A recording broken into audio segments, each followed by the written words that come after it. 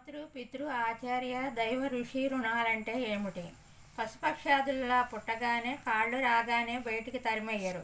తల్లి తండ్రి ఇద్దరు జీవితకాలం సంపాదించిన ధనాన్ని పోగు చేసి ఇచ్చి పెళ్లి కూడా చేసి ధర్మార్థాలతో సిగించే పరిస్థితులను సృష్టిస్తారు.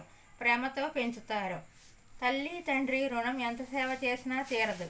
చేయాల్సిందల్లా ముసలితనంలో వారిని బిడ్డల్లా చూసుకోవటమే.